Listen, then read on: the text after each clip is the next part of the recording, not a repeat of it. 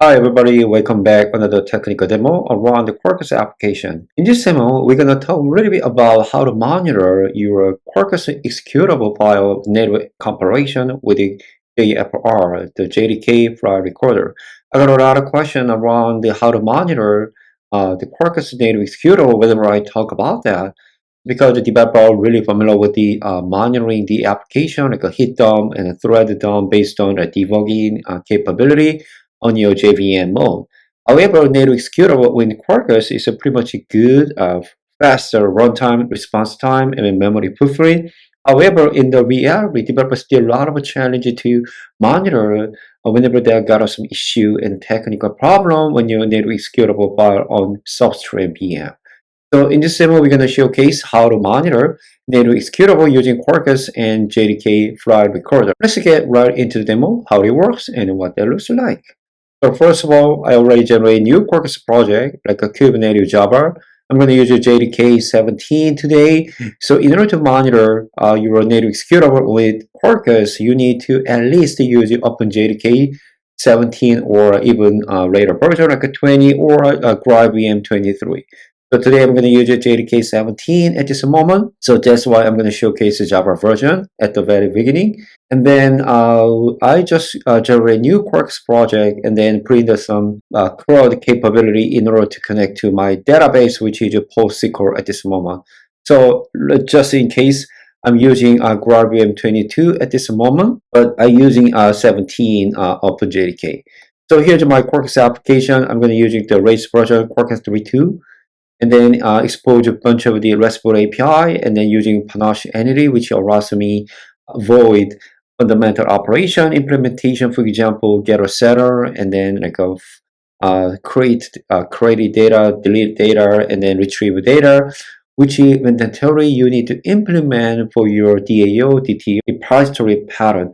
But Quarkus Panache entity allows me to avoid that kind of fundamental operation, which is very convenient. So that is a very simple entity class, and here is a few RESTful API to retrieve all person data, and also finding specifically specific data, and then just RESTful API. I'm going to edit it like a DDL to add some new data using insert SQL daemon, because some three data. My name is Dan based on Boston, and then my friend Jen, New York City, and team from San Francisco. So when you just run Quarkus application as a dev services on your local machine, you don't need to specify all database configuration because the Quarkus dev services automatically stand out, including configuration. However, we're going to do compile and build this application as a native executable, which means we cannot use dev service in my local environment. That's why I set up database source here, and then PostSQL, and then I print my load scripter in PostSQL file and username password like a user secret file. And one very important thing is enable native executable monitoring application, which is Quarkus native monitoring equal JFR. This is the one single key and value allows me to monitor my native executable file in the end. So let me go back to terminal window and let me try to build application with native executable file. I'm going to use the Quarkus CLI, which is pretty convenient for me to just using simple command line Quarkus build. And then as you can see, I'm using OpenJDK 17 and then GraalVM 22.3. And it takes a little bit of time, slower than just general JVM compilation based on just-in-time compilation, because we're going to pack it all necessary library and then dependencies and application itself after we create a fast jar, aka jar file. And then interesting number here, so you can find the memory utilization and then like a resource utilization and total time of how many time you're going to spend to build application. So now I have a runnable executable file, which is just only 72 megabyte, which is very small rather than any other Java framework. Before I run the executable file, I can actually specify a profile for my Java file recorder.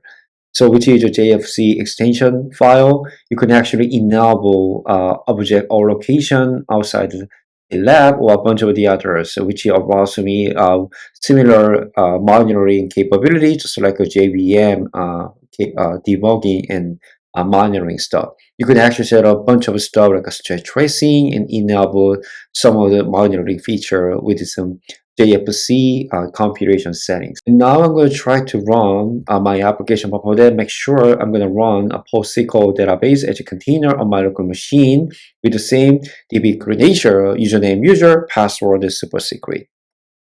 Okay, here we go.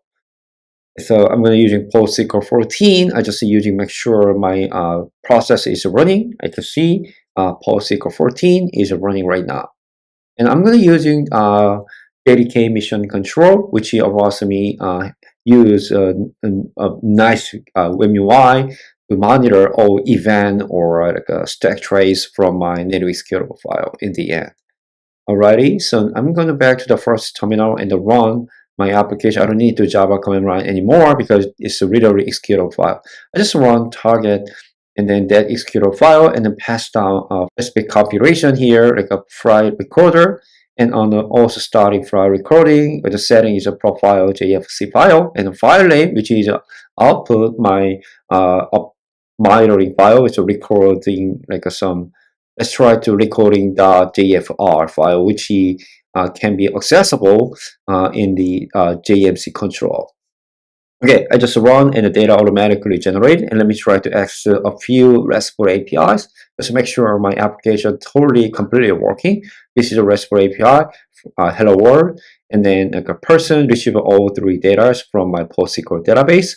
And then last one, I just retrieve the particular data like a Daniel or based on a unique ID. So it's completely working my application. Okay, so now I just did that generate a new recording JFR file under like a project root directory. I'm gonna open mission control, and then I'm just open the JFR and then go to navigate event browser. There are a bunch of the recorder and monitoring metrics data here.